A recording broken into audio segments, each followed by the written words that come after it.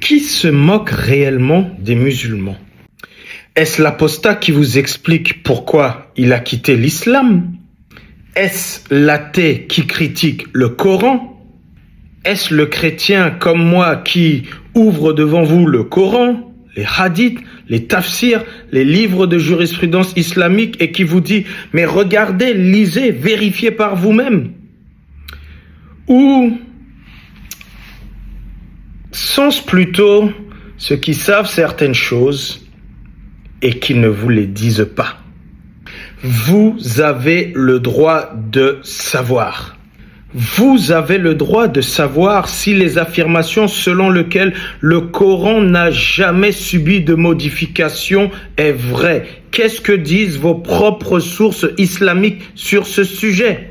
Vous avez le droit de savoir ce que vos propres sources islamiques rapportent sur les versets abrogés, sur les versets qui ont été perdus, sur les versets qui ont été oubliés ou qui ne figurent même plus dans le texte du Coran. Vous avez le droit de savoir tout ça.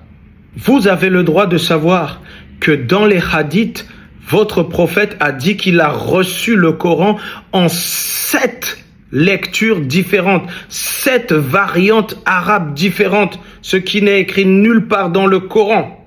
Et vous avez le droit de savoir que ces soi-disant 7 variantes qui sont apparues 200 ans après, aujourd'hui, on en retrouve 10 lectures différentes.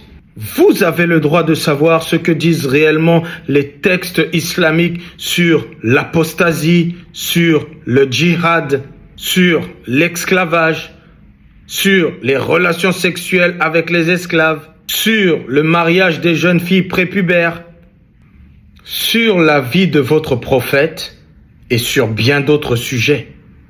Combien de musulmans ont réellement entendu parler de tous ces sujets que je cite en exemple dans leur enseignement religieux?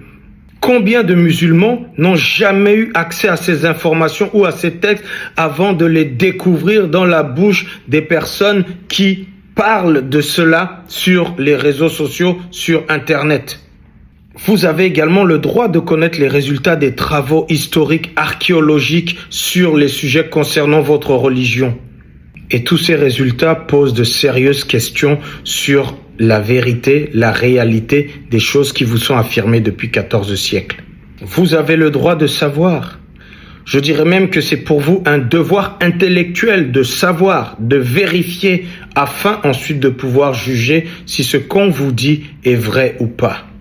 Qualifier quelqu'un d'islamophobe ou de haineux envers l'islam, envers les musulmans, ne va pas répondre à ces questions. Si cette personne ment, démontrez que ce qu'elle dit n'est pas vrai. Si cette personne falsifie un texte, montrez les textes originaux pour démontrer qu'elle a falsifié le texte. Si cette personne a donné une mauvaise référence, corrigez-la et donnez la vraie référence. Mais dans tous les cas, vérifiez. Personne ne peut vous empêcher de croire ou de ne pas croire. Mais faites votre choix avec des informations que vous avez vous-même examinées et vérifiées. Si vous êtes convaincu que l'islam est la vérité, alors pourquoi avoir peur de ces vérifications? La vérité n'a pas peur qu'on l'examine. Alors, qui se moque vraiment des musulmans? Dites-moi ce que vous en pensez dans les commentaires.